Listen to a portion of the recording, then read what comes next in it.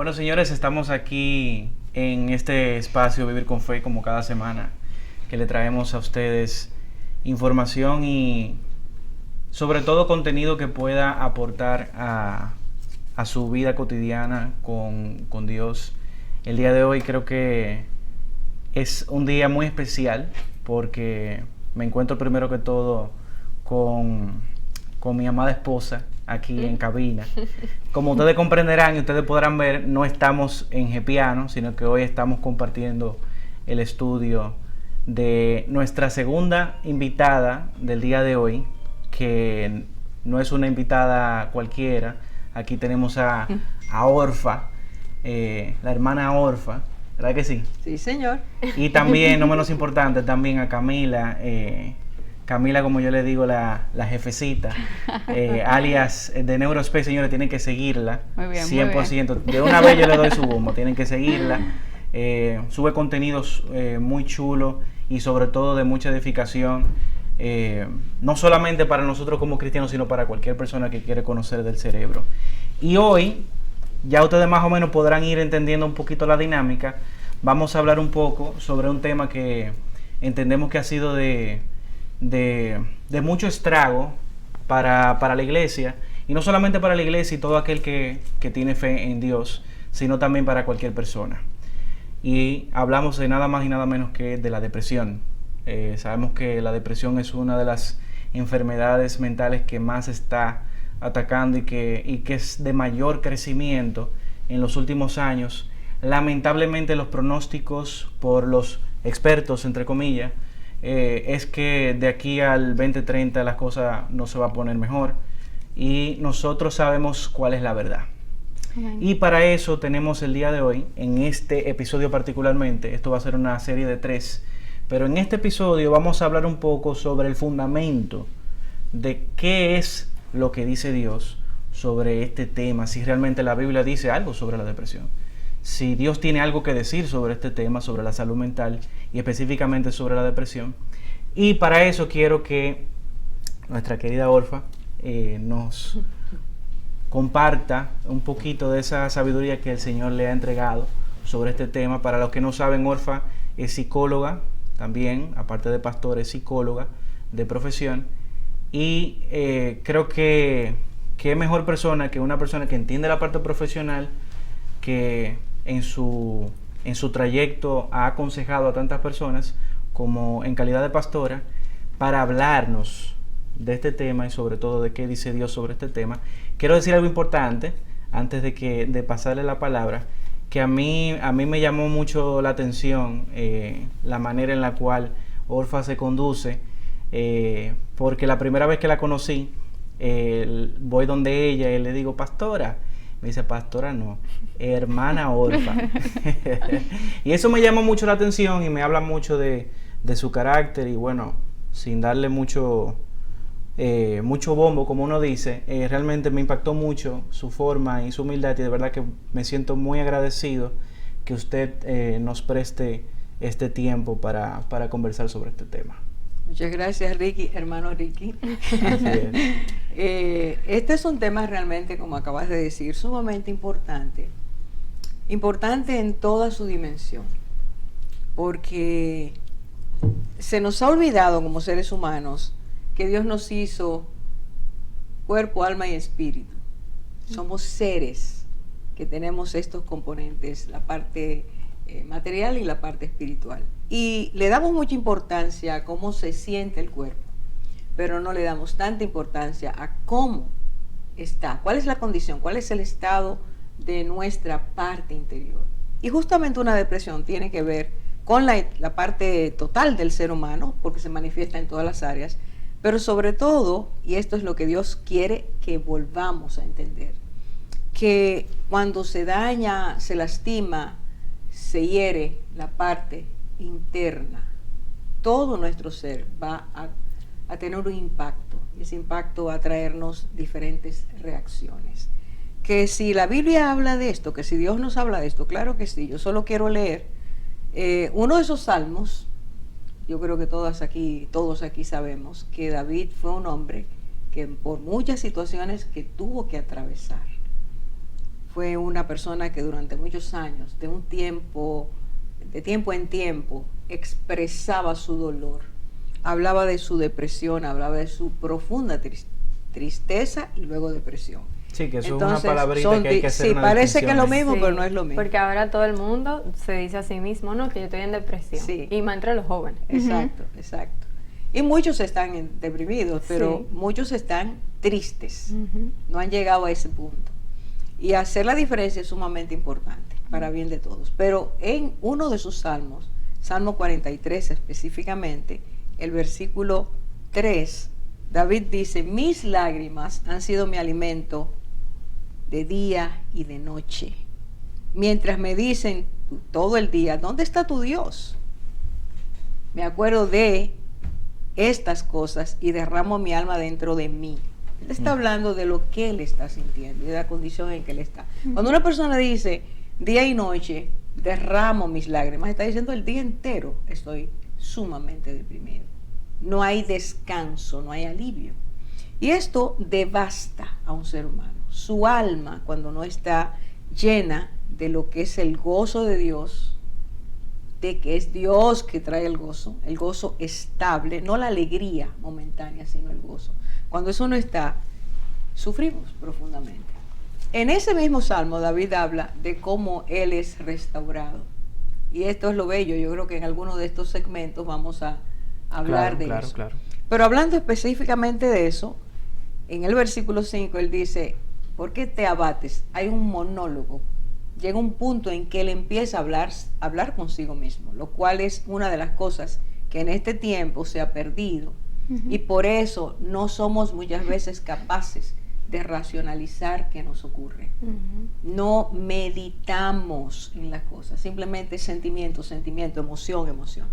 Y ese es otro gran error. Pero él dice en este punto, ¿por qué te abates, alma mía? ¿Por qué te turbas dentro de mí?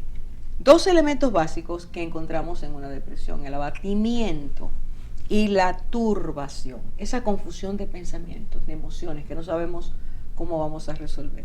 Entonces sí, la palabra de Dios habla y David no es el único.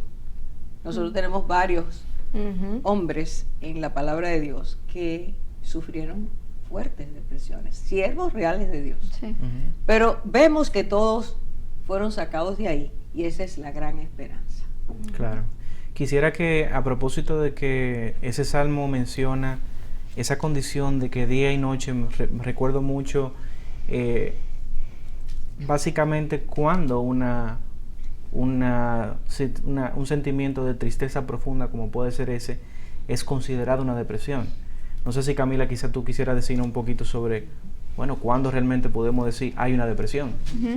Sí, definitivamente la depresión tiene varios componentes. Hay una diferencia entre una tristeza, incluso una tristeza profunda, a un proceso depresivo. Se llama depresión, según los criterios diagnósticos, o sea, nuestro manual diagnóstico, a un patrón continuo de síntomas, tiene que tener por lo menos una duración de 2 semanas.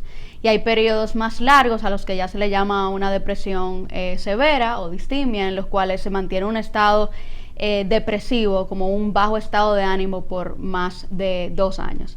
Entonces, entre los síntomas que hay para categorizar o diferenciar una tristeza normal de una depresión, estamos hablando de un sentimiento de autocrítica constante, estamos hablando en muchos casos de ideaciones suicidas, de pensamientos suicidas, estamos hablando de cambios en el hábito de comer o en el hábito de dormir, más o menos, de cada uno. Estamos hablando de una fatiga importante, pérdida constante de energía, sentirse siempre cansado, bajo de ánimo, llorar con más regularidad, tener pensamientos de cuestionamientos existenciales, pesimismo marcado, todo lo que tiene que ver también con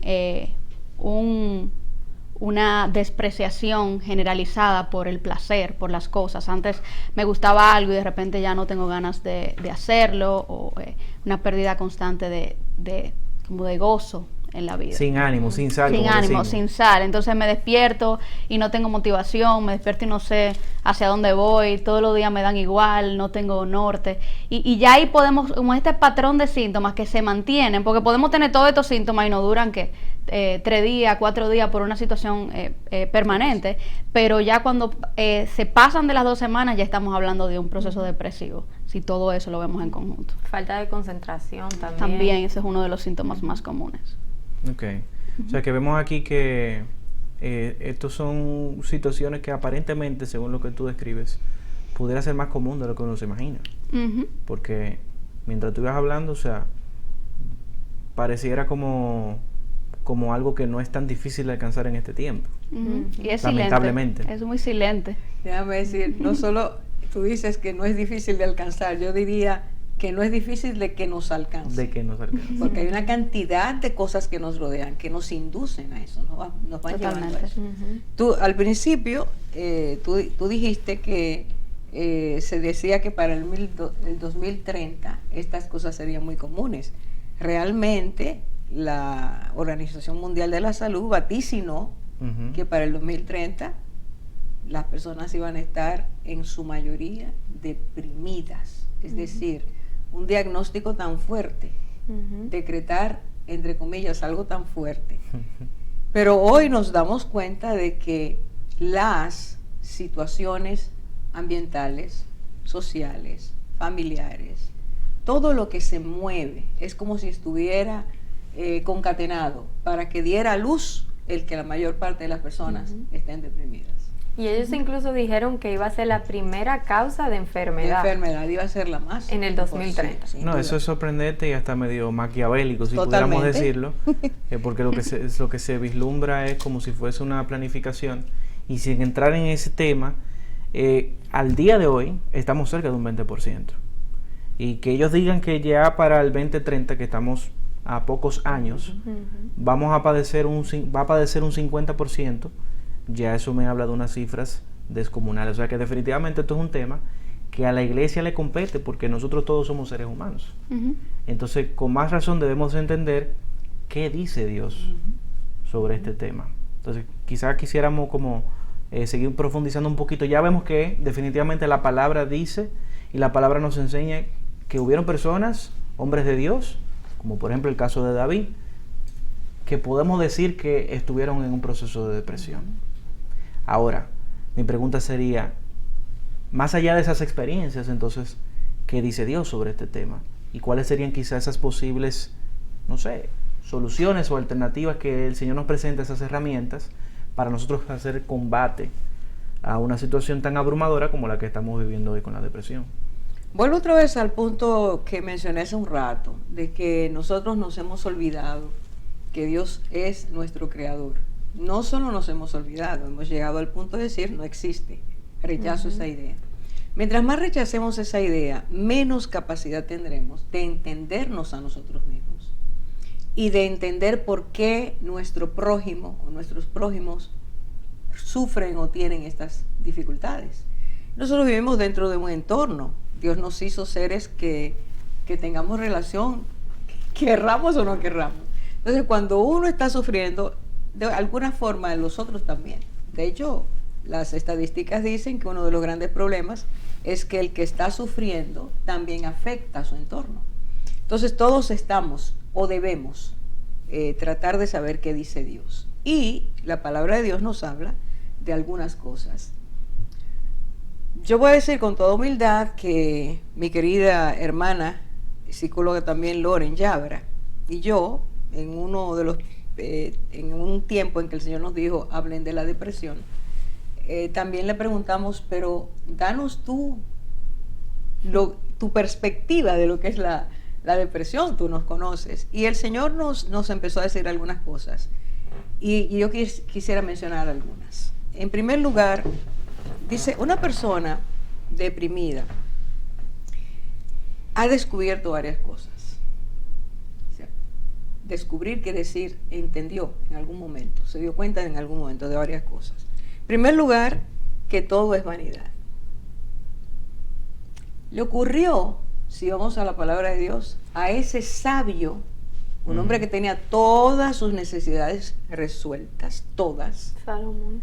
multimillonario, Todo hay un chimba. todo el poder, todo lo que Influencia. quería, todo lo que él quería lo tenía.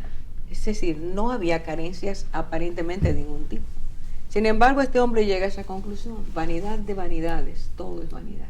¿Qué le faltó a Salomón para decir eso? ¿Por qué llegó a ese punto?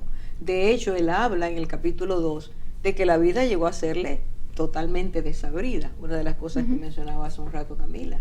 No hay sentido de nada, no se tiene ningún deseo ni siquiera de que amanezca.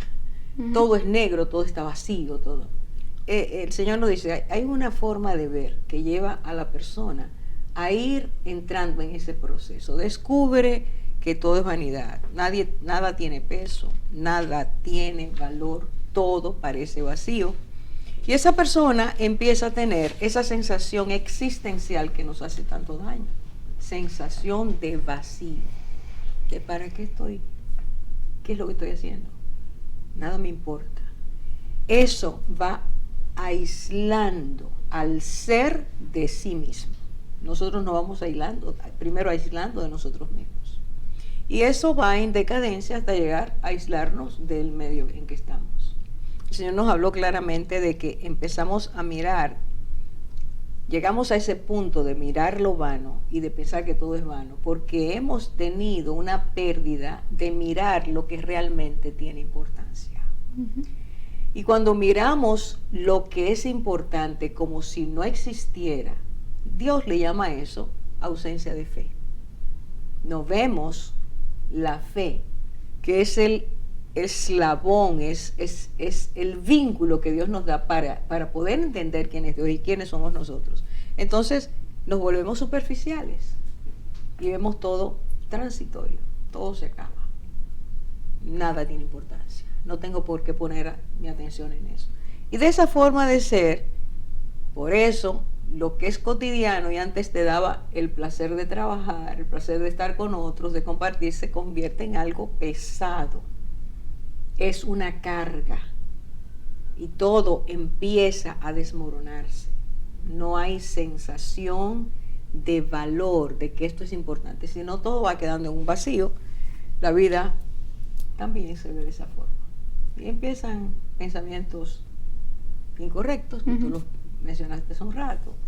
Ese jugueteo con la muerte. ¿No sería mejor que yo terminara esto? ¿Qué hago yo vivo? Y a veces encuentra gente que le dice a otra gente, yo no sé qué tú haces vivo, yo con esos problemas yo hubiera resuelto. A veces te lo dicen hasta de chiste, te lo dicen. Exactamente. Y eso es interesante, que pudiéramos como plantear esas dos posturas, porque creo que hay una diferencia entre esa búsqueda hasta necesaria de encontrar mi propósito, de déjame entender que para qué Dios me diseñó, qué Dios quiere que yo haga. Perdí completamente el norte y no le encuentro sentido a la vida, que es de lo que estamos hablando.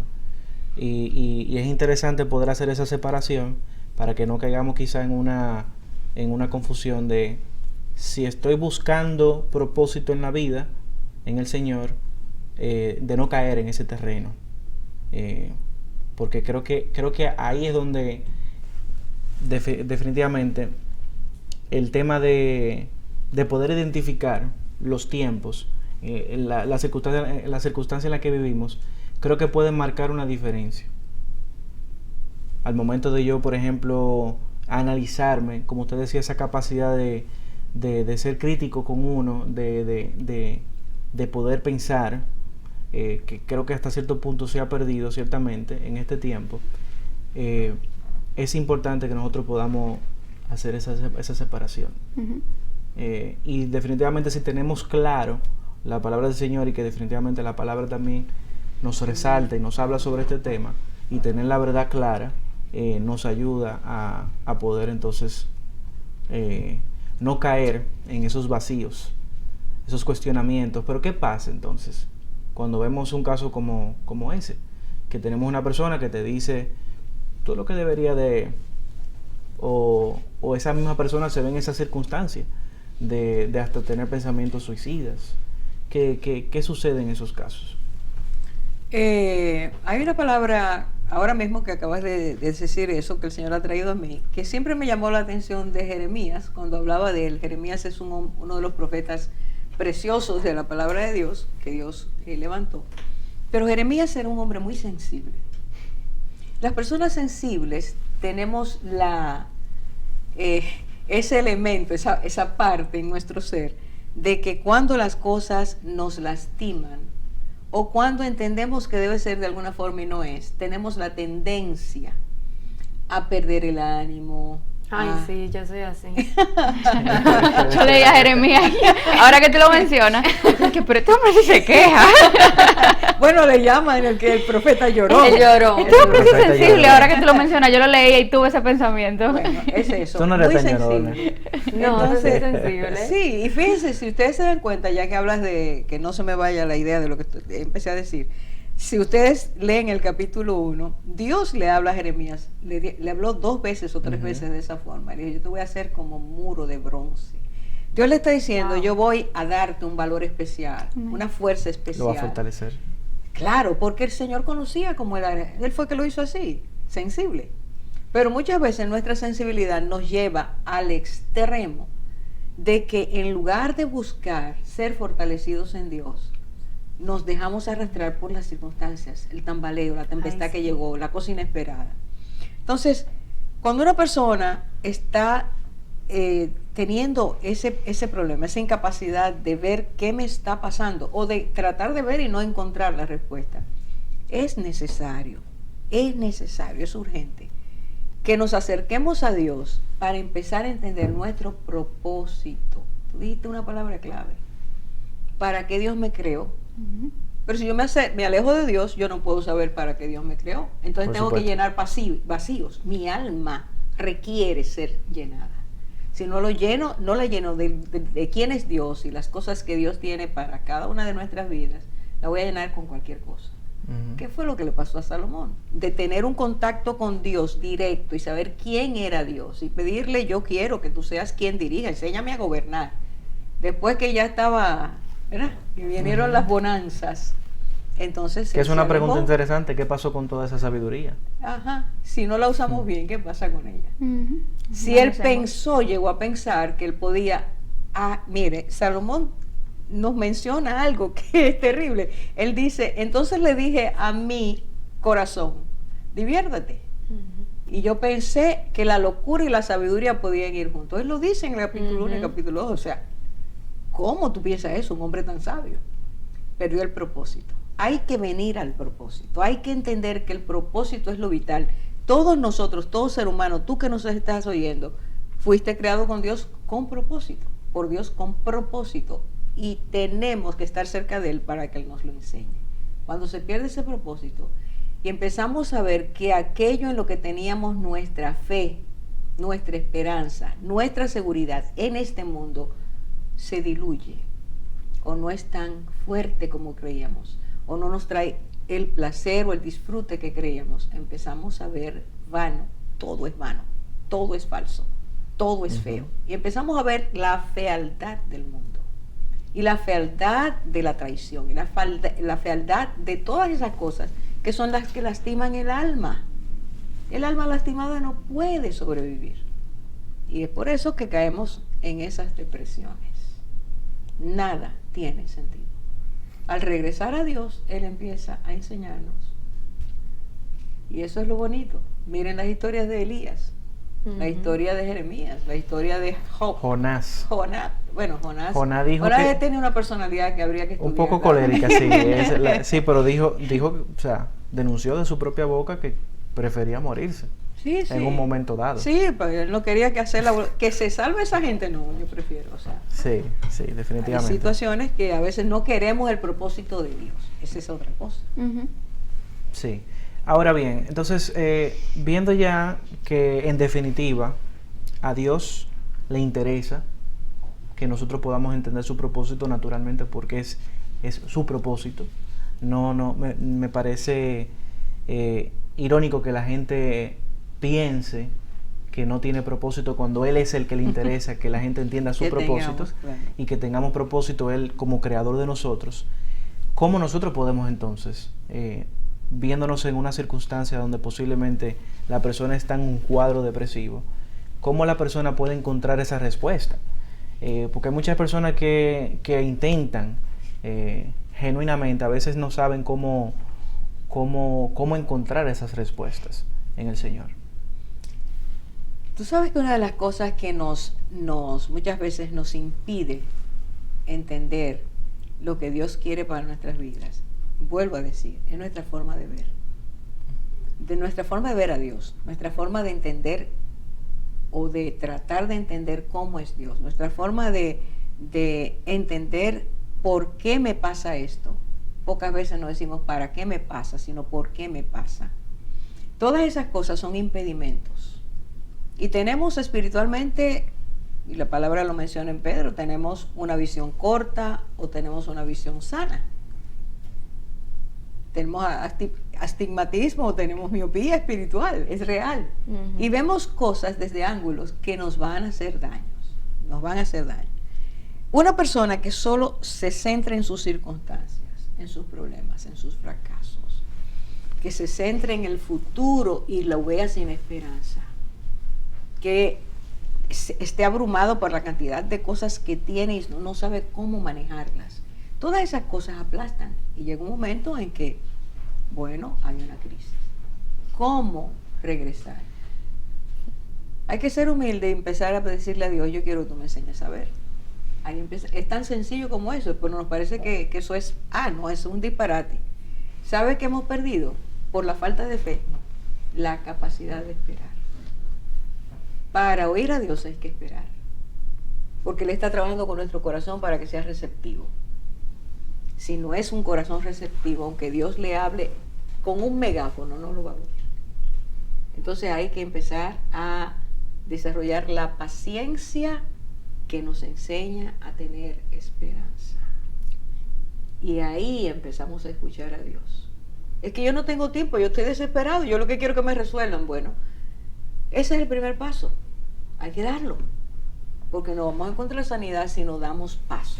Claro, ser lo suficientemente humilde para reconocer sus debilidades, sus errores. Exactamente. Y creo que sí, que definitivamente esa capacidad de esperar es importante para poder escuchar la voz de Dios en medio de algo tan importante como puede ser un proceso.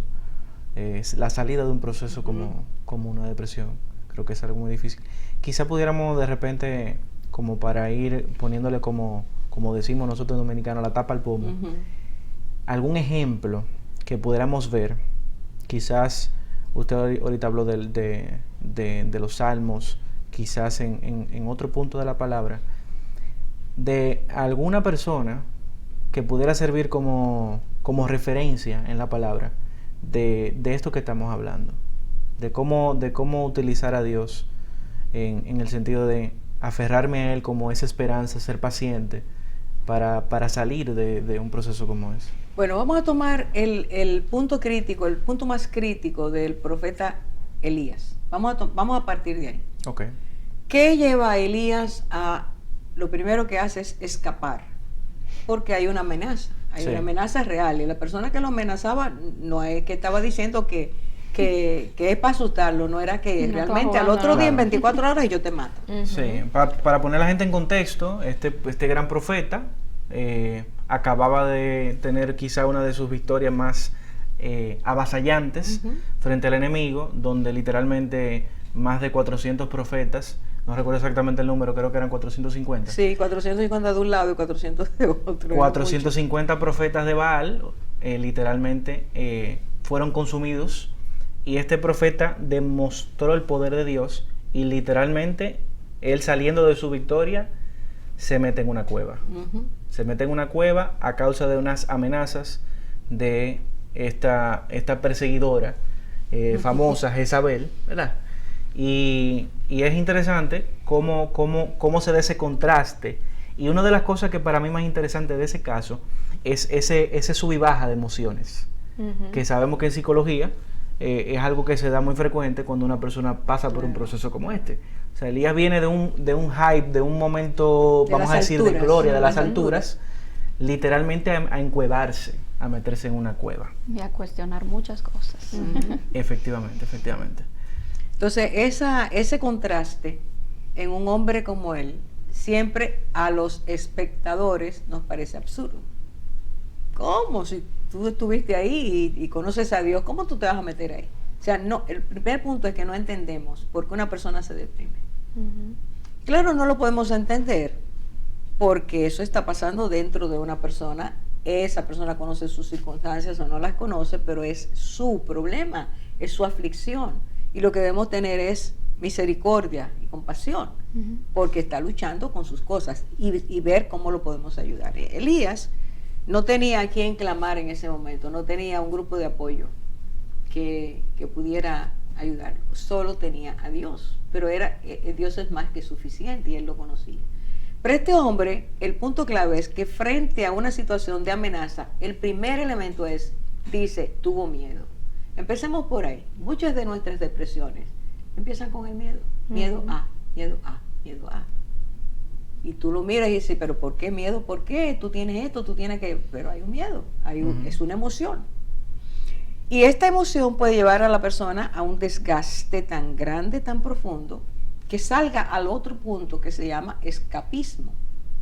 Y cuando tú tomas solamente esas dos cosas, nada más tienes que ir a Génesis capítulo 3 y darte cuenta de dónde vienen los problemas emocionales y mentales nuestros, Por supuesto. en nuestros primeros padres. Al oír la voz de Dios, porque tuvo miedo, dice Adán, y me escondí. Entonces muchas veces un problema que empieza siendo una amenaza se convierte en un látigo en contra de la vida de la persona, porque la persona, en lugar quizás de hablar y decir me siento de esta forma, necesito ayuda, lo que hace es que se ensimisma, se retrotrae, se aísla, y eso está trabajando dentro de ti y te va a traer otras consecuencias. Elías se siente miedo, sale huyendo, se va al desierto, miren la soledad ahí, está buscando, Ujú. y se tira debajo de un enebro, un árbol, y dice, yo no soy mejor que, atención a sus palabras, yo no soy mejor que mis padres, quítame la vida, y se duerme. Está en plena actividad, toda la vorágine de sus emociones, sentimientos, incapacidad, porque una de las cosas que un deprimido siente es no soy capaz de, Ujú. no puedo salir de aquí, la gente no entiende por qué yo estoy así. Eso te empieza a trastornar mucho más lo que estás dentro. Y cuando Elías está en esa condición, que se duerme, las palabras de él es, no soy mejor, toma mi vida. Él no se atrevió a quitarse la vida, pero su deseo era que Dios lo matara en ese momento, quitara la vida. Salgo de este problema. Es la misma base. Es lo mismo, es lo que mucha gente dice. Yo quiero salir de este problema, yo no puedo vivir en esta condición. Se duerme y entonces Dios empieza la terapia con él. A este punto es que quería llegar. ¿Qué hacemos? Bueno, lo primero que tenemos que entender es que Dios tiene una terapia para cada ser humano. La de Elías es una, la de David es otra, la de Job es otra. O sea, Dios, según nuestra necesidad, así nos trata. ¿Y qué hace con este hombre? Lo primero que hace es atender su necesidad física. Ajá. Este hombre tenía muchísimo tiempo, no comía. Ujú. ¿Qué es lo que pierde una persona deprimida? Su deseo de comer. Dios trabaja con lo físico. Empieza de afuera hacia adentro. Dijimos que somos cuerpo, alma y espíritu. El Señor empieza con el cuerpo. Le dice el ángel, come. Le prepararon comida. Vuelve y se duerme. Salir de su problema, esconderse. Y el ángel vuelve y le toca, come. Y cuando le dice come la segunda vez, le dice, levántate, el camino es largo para ti. Está diciendo, tu vida no se acaba ahora. Usted no se va a morir ahora. El propósito de Dios no se ha cumplido en ti. Ahí está. Ahí está. Claro. ¿Cómo nos conecta Dios de nuevo con nuestra realidad, la que Él tiene para nosotros? Es diciéndonos, con amor y comprensión, yo estoy aquí contigo. No le hago caso a que te quite la vida. Yo sé para qué te creé. No es tiempo de eso, es tiempo de otra cosa. Y en ese ánimo que Dios sopla en nosotros, es que empieza esa terapia. El regreso a Dios es nuestra solución. Aunque se proclame que Dios no existe, que Dios no es, que Él no hace nada, no oigas eso, vuelve a Dios. Ahí empieza tu sanidad. Y dice, con esa fuerza que Él retomó con estas comidas, comida preparada por Dios, evidentemente, ¿verdad?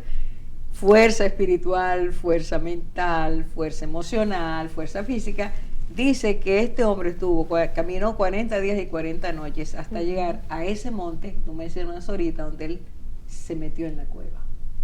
Y allí viene la segunda parte de la terapia. En la cueva, Dios dejó que caminara en la cueva. Pero esa cueva era en el monte de Sión, lugar de encuentro con Dios. Él sabía que él no tenía otra salida. Él se fue a ese lugar y allí entra a la cueva. Y entonces Dios empieza con la terapia emocional. ¿Qué tú haces aquí? Es una pregunta que tú y yo, nosotros lo podemos ver en la Biblia muchas veces. Adán, ¿qué tú haces ahí? Como que si Dios no supiera. Exactamente. Él quiere que tú y yo nos encontremos con nosotros. Y ese punto es interesante porque nos refleja la intención de Dios en que nosotros aprendamos a ser autocríticos. A reflexionar. Que era lo que hablábamos ahorita. Mirar para Mira para adentro. Sí. Mira para adentro. ¿Qué tú haces ahí? Yo te Aprende mandé a a ese escuchar. lugar. Yo no te mandé a ese lugar. Pero una de las cosas de primero es abandonar su lugar. Sale huyendo. Lo encuentra demasiado pesado. No puede con eso. No puede ni con él mismo, que va a poder con las responsabilidades y compromisos. Que antes eran un placer hacerlas y ahora es una carga. Tenemos que entender esos procesos. Es el alma que está en conflicto. Y después entonces que Dios pasa por esa terapia, Dios le dice, identifícame.